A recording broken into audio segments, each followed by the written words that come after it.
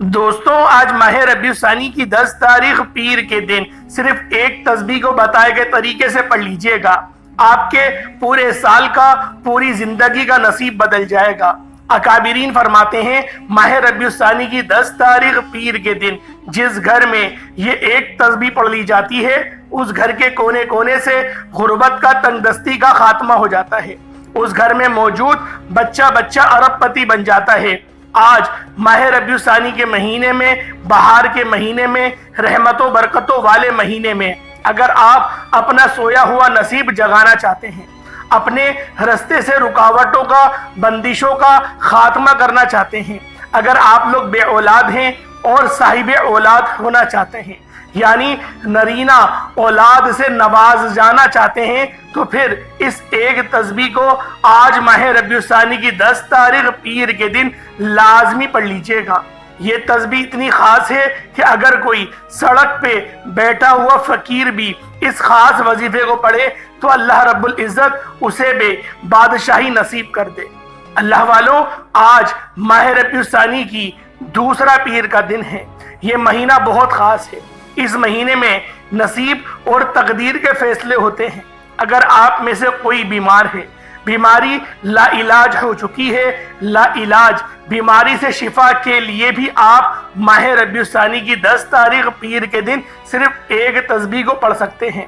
اگر آپ مقروض ہیں، قرض سے خلاصی کے لیے بھی آپ لوگ اس خاص عمل، اس خاص وظیفے کو پڑھ سکتے ہیں۔ آپ کی اولاد نافرمان ہے، شوہر نافرمان ہے، آپ کی بات نہیں سنتا، دوسروں کی باتوں میں آ کر آپ کو گندی گندی گالیاں دیتا ہے، انشاءاللہ اس خاص عمل کو پڑھیں، تیر کی طرح سیدھا ہو جائے گا۔ صرف ایک تسبیح پڑھ کر پھونک مار دیں۔ اللہ والوں، آج جو وظیفہ، جو تسبیح بتانے جا رہا ہوں، یہ اتنی طاقتور تسبیح ہے، یہ اتنا خاص وظیفہ ہے کہ ایک بار پڑھنے سے چند دن، چند مہینے نہیں، پوری زندگی کا نصیب بدل جاتا ہے۔ آج جو لوگ، جو میرے بہن بھائی بے بس ہو چکے ہیں، مجبور ہو چکے ہیں، لاچار ہو چکے ہیں، دن رات محنت مشقت کرنے کے باوجود بھی کامیابیاں مقدر نہیں ہوتی، گھر کے حالات ٹھیک ہونے کا نام تک نہیں لیتے، تو آج ماہ ربیع الثانی کی 10 تاریخ پیر کے دن یہ وظیفہ پڑھ لیں۔ اللہ والوں، ماہ ربیع الثانی کا مہینہ قبولیت والا مہینہ ہے۔ یہ اسلامی سال کی دوسری بہار ہے۔ یہ رحمت و برکت و عظمتوں والا مہینہ ہے۔ اللہ والوں، جو لوگ ماہ ربیع الثانی کے مہینے میں ابھی تک رب کریم سے اپنی حاجات کو پورا نہ کرا سکے، وہ آج ماہ ربیع الثانی کی 10 تاریخ پیر کے دن اس وظیفے کو لازمی پڑھیے گا۔ یہ وظیفہ کوئی عام وظیفہ نہیں، یہ وہ وظیفہ ہے جو مستجاب الدعوات بنا دیتا ہے، مانگنے والے کو فقیری سے بادشاہی پر لے جاتا ہے۔ اللہ والوں، آج ماہ ربیع الثانی کی 10 تاریخ پیر کے دن صحابہ کرام کی کامیابی کا، پیغمبروں کی کامیابیوں کا، رسولوں کی کامیابی کا وہ راز بتاؤں گا۔ آج ہر کوئی یہ سمجھتا ہے کہ پیغمبروں نے آج تک جو مانگا، رسولوں نے جو مانگا، صحابہ کرام نے جو مانگا، وہ بھی یہی قرآن پڑھتے تھے۔ اللہ والوں، وہ بھی یہی قرآن پڑھتے تھے، اللہ رب العزت سے ہی مانگتے تھے، نماز پڑھتے تھے، عبادات کرتے تھے، وظیفے پڑھتے تھے، تسبیحات پڑھتے تھے، اعمال کرتے تھے۔ ان کی ہر حاجت فوراً پوری ہو جاتی تھی، اور ہماری حاجات پورا ہونے کا نام تک نہیں لیتی۔ اللہ والوں، ان کی کامیابی کا راز یہ تھا کہ وہ جب بھی کوئی وظیفہ پڑھتے، سب سے پہلے رب کریم سے اپنے گناہوں کی توبہ کرتے، اپنے گناہوں کی بخشش کے لیے ساری رات عبادات کرتے۔ آج میں یا آپ کوئی بھی ضرورت مند کوئی وظیفہ پڑھتا ہے تو صرف رب کریم سے اپنی حاجات کے لیے، اپنے مقصد کے لیے ضد کر کے مانگتا ہے۔ ہم وظیفہ پڑھ لیتے ہیں، تسبیحات بھی کر لیتے ہیں، راتوں کو جاگ بھی لیتے ہیں، لیکن پھر بھی وظیفوں کا فائدہ کیوں نہیں ہوتا؟ ہماری نیت صاف نہیں ہوتی۔ کیونکہ جب ہماری دعائیں قبول ہو رہی ہوتی ہیں، اس وقت ہم لوگ تکبر کر جاتے ہیں، اور تکبر اللہ پاک کو بالکل بھی پسند نہیں۔ تکبر کرنے والے کے اعمال عقارت کر دیے جاتے ہیں، اس کے منہ پہ مار دیے جاتے ہیں، اس کی کوئی عبادات قبول نہیں ہوتی، اور جو بندہ فرض نمازیں نہیں پڑھتا، اس کا نفل بھی قبول نہیں ہوتا۔ حتیٰ کہ اگر کوئی فجر کی نماز نہ پڑھے اور عید کی نماز پڑھنے کے لیے عیدگاہ تشریف لے جائے، اس کی عید کی نماز قابل قبول ہو سکتی نہیں، کیونکہ فرض قبول نہیں تو کچھ بھی قبول نہیں۔ اس لیے فجر کی نماز پڑھنے کا کیوں اہتمام کرنے کا کہا گیا ہے کہ آپ لوگ فجر کی نماز پڑھیں، اس کے بعد ہی آپ لوگ عید کی نماز پڑھنے جائیں گے۔ بعض مساجد میں تو فجر کی نماز کے فوراً بعد ہی عید کی نماز پڑھا دی جاتی ہے، کیونکہ ان کو پتا ہے کہ یہ جو نماز ہے یہ بہت خاص نماز ہے۔ لوگ عید کی نماز کو خاص سمجھتے ہیں، حالانکہ فرض نماز کی بہت اہمیت ہے۔ اللہ والوں، آج اگر آپ لوگ اپنے خاص مقصد میں کامیاب ہونا چاہتے ہیں تو پھر آج اس خاص عمل، اس خاص وظیفے کو صرف ایک بار پڑھ کر دیکھیے گا۔ آج ماہ ربیع الثانی کی 10 تاریخ ہے، پیر کا دن ہے۔ اللہ والوں، پہلے اللہ پاک سے استغفار کرو۔ بعض اوقات ایسا ہوتا ہے کہ ہماری گناہوں کی وجہ سے پکڑ ہو جاتی ہے۔ جب انسان رب کی گناہوں کی پکڑ میں آ جاتا ہے، آپ دن رات ایک کر لیں، آپ کبھی بھی کامیاب ہو نہیں سکتے جب تک آپ کے گناہوں کی توبہ قبول نہ ہو جائے۔ آج میں اللہ والوں کا وہ راز بتاؤں گا، جس طریقے سے اس وظیفے کو پڑھنا ہے میں گارنٹی دیتا ہوں کہ آپ رب کریم سے آج جو بھی مانگیں گے آپ کو مل کر رہے گا۔ آج ایک تسبیح آپ کے نصیب اور تقدیر کے فیصلے کر دے گی، 30 نسلوں کی تقدیر بدل جائے گی۔ ایک دن میں ہر حاجت، ہر مقصد پورا انشاءاللہ ہو جائے گا۔ جس کو یقین نہیں آتا وہ آج ماہ ربیع الثانی کی 10 تاریخ پیر کے دن یہ وظیفہ خود بھی کر لے، دوسروں کو بھی بتائے۔ آج کا وظیفہ ان بیٹیوں کے لیے ہے جن کے رشتے نہیں ہو رہے، رشتے ہوتے ہیں تو ٹوٹ جاتے ہیں، رشتوں میں بندش ہے، رشتوں میں رکاوٹ ہے۔ بیٹیوں کے بہترین رشتوں کے لیے آپ ایک تسبیح پڑھیں، معقول رشتے خود چل کر آئیں گے۔ اس کے علاوہ اگر آپ میں سے کوئی قرض دار ہے، قرض اتنا کہ ختم ہونے کا نام نہیں لیتا، قرض سے مکمل نجات کے لیے آپ یہ ایک تسبیح پڑھ لیں، قرض سے خلاصی ہو جائے گی۔ اگر آپ میں سے کوئی بیمار ہے، لا علاج بیماری میں مبتلا ہے، بیماری سے جان نہیں چھوٹ رہی، بیماری سے مکمل شفا نہیں مل رہی، آج اس خاص تسبیح کو پڑھ لیں، انشاءاللہ العزیز اللہ رب العزت آپ کو شفا کلی نصیب کرے گا۔ اگر نافرمان اولاد ہے، نافرمان شوہر ہے جس کی وجہ سے آپ پریشان ہیں، آپ میں سے کوئی دن رات محنت کرتا ہے، بعض اوقات انسان راتوں کو جاگتا ہے، محنتیں مشقتیں کرتا ہے، کامیابیاں نہیں ملتی، کام ہوتے ہوتے رہ جاتے ہیں، بنا بنایا کام بھی خراب ہو جاتا ہے۔ آج جو وظیفہ بتانے جا رہا ہوں، جس ترتیب سے بتانے جا رہا ہوں، ماہ ربیع الثانی کی 10 تاریخ پیر کے دن اپنے گھروں میں بیٹھ کر دکان، دفتر، کاروبار جہاں موجود ہیں آپ یہ وظیفہ پڑھ سکتے ہیں، حتیٰ کہ آپ چلتے پھرتے بھی پڑھ سکتے ہیں۔ بس کوشش یہ کرنی ہے کہ آپ نے ماہ ربیع الثانی کی 10 تاریخ پیر کے دن اس ایک تسبیح کو لازمی پڑھنا ہے، خود بھی پڑھیں، دوسروں کو بھی بتائیں۔ اللہ والوں، ماہ ربیع الثانی کا مہینہ بڑی تیزی سے گزر رہا ہے۔ آج دیکھتے ہی دیکھتے ماہ ربیع الثانی کی 10 تاریخ آ چکی ہے۔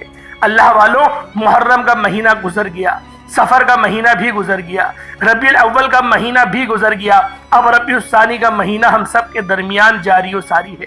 اس کے بھی 9 دن گزر چکے ہیں اور آج 10واں دن ہے۔ پورا دن، پوری رات آپ کے پاس موجود ہے۔ جب آپ کو وقت ملے اس خاص عمل کو پڑھ لیں۔ آپ چاہے تو صبح نماز فجر کے بعد پڑھ لیں، نماز ظہر کے بعد پڑھ لیں، نماز عصر، مغرب، عشاء، کسی بھی نماز کے بعد آپ یہ عمل، آپ یہ وظیفہ کر سکتے ہیں۔ حتیٰ کہ اگر رات کے 10، 11، 12 بھی بج جائیں تب بھی آپ لوگوں نے اس خاص عمل، اس خاص وظیفے کو لازمی پڑھنا ہے۔ ماہ ربیع الثانی کی 10 تاریخ پیر کے دن یہ وظیفہ لازمی پڑھنا ہے، کیونکہ یہ موقع سال میں ایک بار آتا ہے۔ اگر آج جس موقع کو ضائع کر دیا تو پورا سال پچھتانا پڑے گا۔ آئے وقت کی نزاکت کو مد نظر رکھتے ہوئے آج کے اس خاص عمل، اس خاص وظیفے کی طرف چلتے ہیں۔ اس سے پہلے اگر آپ لوگ اس چینل پر ابھی تک نئے ہیں اور آپ نے ابھی تک اس چینل کو سبسکرائب نہیں کیا تو خدا را اس چینل کو ابھی سبسکرائب کریں، ویڈیو کو لائک اور شیئر کریں۔ ایسے بہت سے وظائف، بہت سے اعمال آپ کے حوالے ڈیلی بیسس پر کرتا رہوں گا۔ اللہ والوں، بس اس عمل کو پوری توجہ دھیان کے ساتھ پڑھنا ہے، خلوص نیت کے ساتھ پڑھنا ہے۔ کہیں ایسا نہ ہو کہ آپ لوگ اس عمل کو بغیر تجویز کے پڑھ دیں۔ اللہ والوں، آج ماہ ربیع الثانی کی 10 تاریخ پیر کا دن ہے۔ آج کی خصوصی دعا کر لیتے ہیں۔ آپ لوگوں نے دعاؤں میں ضرور شامل ہونا ہے۔ اے میرے مالک و مولا، تو تو رحمان ہے، تو رحیم ہے، تو کریم ہے، تجھے تیری شان کریمی کا واسطہ۔ میرے مولا تجھے اپنی تیری بادشاہت کا واسطہ، تجھے تیری خدائی کا واسطہ آج تیرے سامنے منگتا بھکاری فقیر بن کر بیٹھے ہیں۔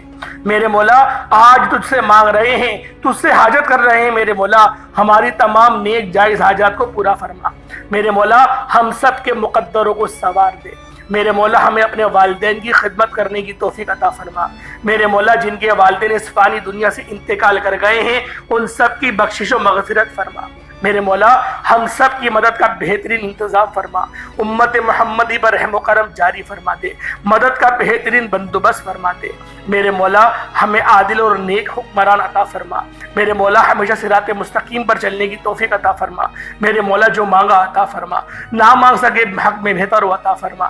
جو بے روزگار ہے ان کو روزگار عطا فرما، بہترین روزگار حلال رزق عطا فرما۔ میرے مولا جو بیٹیاں رشتوں کے انتظار میں بیٹھی ہوئی ہیں ان کے بہترین رشتوں کے اسباب پیدا فرما، اور جو میری بہنیں شادی شدہ ہیں ان کی ازدواجی زندگی تباہ اور برباد ہو رہی ہے۔ لوگ شر انگیزی کر رہے ہیں، میاں بیوی کے درمیان پھوٹ ڈال رہے ہیں، جن کا ہستہ بستہ آشیانہ تباہ ہو رہا ہے۔ میرے مولا تو سب کچھ جانتا ہے، دلوں کے بہتر حال جاننے والا ہے۔ ہم سب پر اپنا خاص نظر کرم فرما، نظر رحمت فرما۔ ان بچیوں کا ٹوٹا ہوا گھر دوبارہ بسا دے، جو روٹے ہوئے ان کو دوبارہ منا دے۔ میرے مولا ہمیں حج اور عمرے کی سعادت نصیب فرما۔ آمین آمین آمین یا رب العالمین۔ اللہ والو ایک بار کمنٹ سیکشن میں اپنے پورے نام کے ساتھ آمین ضرور لکھیے گا، کیونکہ ہو سکتا ہے کہ یہ ویڈیو ہزاروں لوگوں تک جائے اور آپ کی آمین اللہ رب العزت کو پسند آ گئی تو ہم سب کا بیڑا پار ہو جائے گا۔ اب اللہ والو آپ لوگوں نے کیا کرنا ہے، کیونکہ آج ماہ ربیع الثانی کی 10 تاریخ ہے، پیر کا دن ہے، نصیب اور تقدیر لکھوانے کا وقت ہے۔ اللہ والو آج کا یہ خاص عمل ہرگز نہیں چھوڑنا، اس ویڈیو کو زیادہ سے زیادہ شیئر کرنا تاکہ دوسروں کے لیے بھی آسانی ہو سکے۔ اب آپ لوگوں نے باوضو مصلی پر بیٹھ کر سب سے پہلے نبی کریم رؤوف الرحیم صلی اللہ علیہ وآلہ وسلم کی ذات پاک پہ درود پاک پڑھنا ہے۔ درود پاک آپ کوئی سا بھی پڑھ سکتے ہیں، آپ صلی اللہ علیہ محمد پڑھ لیں، آپ صلی اللہ علیہ وآلہ وسلم پڑھ لیں، آپ نماز والا درود ابراہیمی پڑھ لیں۔ ایک بار حصول برکت اور ثواب کی نیت سے میرے ساتھ بھی پڑھ لیجئے گا۔ اللہم صلی علی محمد وعلی آل محمد کما صلیت علی ابراہیم وعلی آل ابراہیم انک حمید مجید۔ اللہم بارک علی محمد وعلی آل محمد کما بارکت علی ابراہیم وعلی آل ابراہیم انک حمید مجید۔ درود پاک پڑھنے کے بعد آپ نے سب سے پہلے اپنے مقصد کی نیت کرنی ہے۔ جیسے ہی آپ درود پاک پڑھ لیں پھر اپنے مقصد کی نیت کریں کہ آپ فلاں مقصد کے لیے پڑھنا چاہتے ہیں، فلاں حاجت کے لیے پڑھنا چاہتے ہیں، فلاں بیماری کے لیے پڑھنا چاہتے ہیں، فلاں پریشانی کے لیے پڑھنا چاہتے ہیں۔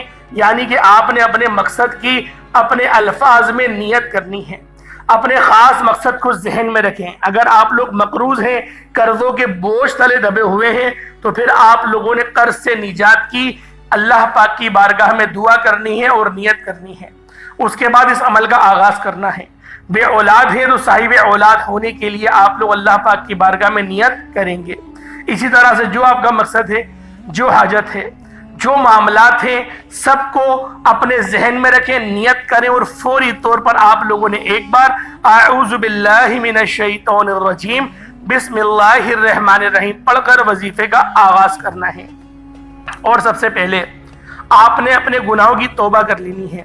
رب کریم کو راضی کرنے کے لیے جس طرح صحابہ کرام نے رب کو راضی کیا تھا، کرتے تھے، آپ نے ایک قرآنی آیت کو پڑھنا ہے۔ یاد رکھیے گا، توبہ استغفار کرنا، اپنے گناہوں کی توبہ کرنا آپ کے سوئے ہوئے نصیب کو جگا دیتا ہے، بد قسمت کے تالے کو کھول دیتا ہے۔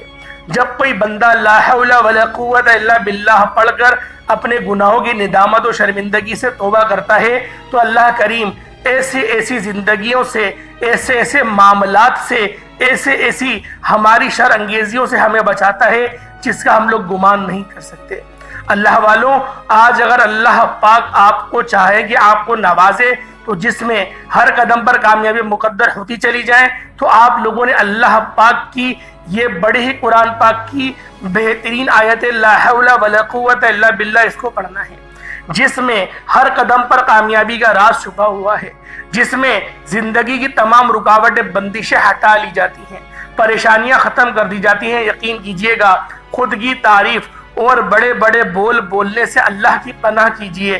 اللہ کو غرور و تکبر بالکل نہیں پسند۔ بعض اوقات انسان جانے انجانے میں کوئی ایسی بات کر دیتا ہے جس سے رب کی پکڑ میں چلا جاتا ہے۔ آپ نے لا حول ولا قوت الا باللہ کو پڑھنا ہے۔ یقین کیجئے یہ آیت آپ کی زندگی کو بدل کر رکھ سکتی ہے۔ اللہ والو، ہر انسان اپنے گناہوں کو بہتر جانتا ہے۔ انسان کا ضمیر اسے اس کے گناہوں کی تلقین کرتا ہے کہ آپ نے کہیں کسی کی دل آزاری تو نہیں کر دی، جھوٹ، غیبت، بہتان یا کوئی ایسا گناہ تو نہیں کیا جو رب کو ناراض کر بیٹھے۔ آپ نے ندامت کر شرمندگی کے ساتھ کانوں کو ہاتھ لگاتے ہوئے لا حول ولا قوت الا باللہ کو پڑھنا ہے۔ لا حول ولا قوت الا باللہ ایک بار ہو گیا، لا حول ولا قوت الا باللہ دو بار ہو گیا، لا حول ولا قوت الا باللہ تین بار ہو گیا۔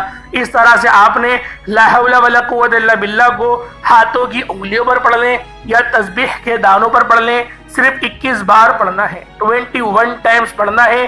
اپنے گناہوں کو ذہن میں رکھ کے پڑھنا ہے۔ اس طرح سے آپ نے پڑھنا ہے گویا اللہ پاک کی بارگاہ میں ہاتھ جوڑ کر توبہ کر رہے ہیں، رو رہے ہوں۔ اگر رونا نہ آئے تو کم از کم رونے جیسی شکل آپ لوگوں نے لازمی بنا لینی ہے۔ نبی پاک کا فرمان ہے کہ اگر رونا نہ آئے تو کم از کم رونے والی شکل تو بنا لو، ایسی شکل تو بنا دو جو تمہیں لگے کہ ہاں یہ رونے والی ہے۔ اللہ والو، وہ رب تو رونے والی شکلوں سے بھی راضی ہو جاتا ہے۔ سوچے وہ کتنا غفور و رحیم ہے۔ ایک ماں جب اپنے بچے سے راضی ہوتی ہے، اپنا تن من دھن سب بیچ کر اپنے بچے کی تمام حاجات پوری کرتی ہے، ضروریات پوری کرتی ہے۔ یہاں تو اللہ رب العزت کی بات ہو رہی ہے جو کہ 70 ماؤں سے زیادہ محبت کرتا ہے، جو کہ جب دینے پر آتا ہے تو نہ ہی شکلیں دیکھتا ہے نہ ہی اعمال دیکھتا ہے، وہ چھپڑ پھاڑ کر عطا فرما دیتا ہے۔ بس ہمیں مانگنا نہیں آتا۔ آج ہم لوگوں نے اللہ پاک سے پورے توکل کے ساتھ، جستجو کے ساتھ مانگنا ہے۔ انشاءاللہ وہ اللہ پاک ضرور ہماری باتوں کو سنے گا۔ اللہ والوں، گناہوں کی توبہ کریں۔ جیسے ہی آپ لوگ اپنے گناہوں کی توبہ کر لیں تو فوری طور پر دوسرے نمبر پر آپ نے جو وظیفہ پڑھنا ہے وہ آج کی خاصم خاص تسبیح ہے۔ آپ لوگوں نے تیسرے کلمے کا وظیفہ ہے۔ تیسرے کلمہ جیسا ہوتا ہے آپ نے اس طریقے سے پڑھنا ہے۔ یہ جو کلمات ہیں یہ تیسرے کلمے میں موجود ہیں۔ سبحان اللہ والحمد للہ ولا الہ الا اللہ واللہ اکبر۔ آپ نے اس طرح سے کلمہ پڑھنا ہے۔ رب کریم سے وہ مانگنا ہے جو آپ کو لگتا ہے کہ ناممکن ہے۔ آج آپ کی ہر ناممکن حاجت ایک بار اس تسبیح کو مکمل کرتے ہی پوری ہو جائے گی۔ یہ تیسرا کلمہ عرش الہی کو ہلا کر رکھ دیتا ہے، تقدیر کے بند تالوں کو کھلوا دیتا ہے، رکاوٹوں کو ہٹا دیتا ہے، بندشوں کو توڑ دیتا ہے، نسلوں کو شاد و آباد کر دیتا ہے۔ آپ نے سبحان اللہ والحمد للہ ولا الہ الا اللہ واللہ اکبر کو پڑھنا ہے۔ سبحان اللہ والحمد للہ ولا الہ الا اللہ واللہ اکبر ایک بار ہو گیا۔ سبحان اللہ والحمد للہ ولا الہ الا اللہ واللہ اکبر دو بار ہو گیا۔ سبحان اللہ والحمد للہ ولا الہ الا اللہ واللہ اکبر تین بار ہو گیا۔ اس طرح سے آپ نے تیسرے کلمے کو ہاتھوں کی انگلیوں پر پڑھ لیں یا تسبیح کے دانوں پر پڑھ لیں۔ آپ لوگوں نے صرف اور صرف 100 دانوں والی ایک تسبیح مکمل پڑھنی ہے، نہ کم پڑھنی ہے نہ زیادہ پڑھنی ہے۔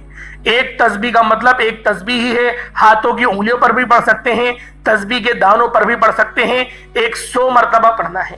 اللہ والوں، وظیفہ پڑھتے وقت آپ نے کسی سے بات نہیں کرنی، نہ کوئی آپ سے بات کرے گا۔ اگر آپ نے یہ ایک تسبیح پڑھتے دوران کسی سے بات کر لی یا کسی نے آپ کو بلایا تو وظیفہ کا بالکل بھی فائدہ نہ ہوگا۔ اللہ والوں، تیسرے کلمے میں رب کا شکر بھی ہے، رب کی تعریف بھی ہے، اللہ کی بڑائی بھی ہے۔ اور جب آپ اللہ کی تعریف بیان کرتے ہیں، اللہ کی وحدانیت کو بیان کرتے ہیں، اللہ کا شکر ادا کرتے ہیں، اللہ کی بڑائی بیان کرتے ہیں تو اللہ رب العزت فرشتوں سے پوچھتا ہے یہ کون ہے جو بندہ ایک ساتھ رب کی بڑائی بھی بیان کرتا ہے، رب کا شکر بھی ادا کر رہا ہے، رب کریم سے رب کی عظمت کے مطابق مانگ بھی رہا ہے۔ میرا رب فرماتا ہے اس بندے کو اتنا نوازو کہ دنیا اس بندے کی کامیابی کو دیکھنے دور دور سے آئے۔ بعض اوقات اللہ باقی تمام لوگوں کو دکھانے کے لیے اتنا نواز دیتا ہے کہ دوسروں کو بھی قدر ہو کہ کاش ہم نے بھی اس ایک تسبیح کو پڑھ لیا ہوتا، اللہ والو یہ ایک تسبیح آپ کی نسلوں کے رزق کا انتظام کروا سکتی ہے، 7 نسلوں کی مشکلات پریشانیوں کا خاتمہ کر سکتی ہے۔ آپ نے ایک تسبیح تیسرے کلمے کے پڑھنے کے بعد آج کا تیسرا اور آخری وظیفہ جس کے بغیر یہ عمل نامکمل ہے، تیسرے کلمے سے آپ نے خزانے لوٹ لیے، رب کریم کو راضی کر لیا، رب کو منا لیا، اپنی ہر حاجت کو پورا کروا لیا۔ اب آخر میں رب کا شکر ادا کرنا ہے۔ جو بندہ رب کا شکر کرتا ہے، رب اس کی عزت میں، مال میں، جان میں برکت وسعت عطا فرماتا ہے۔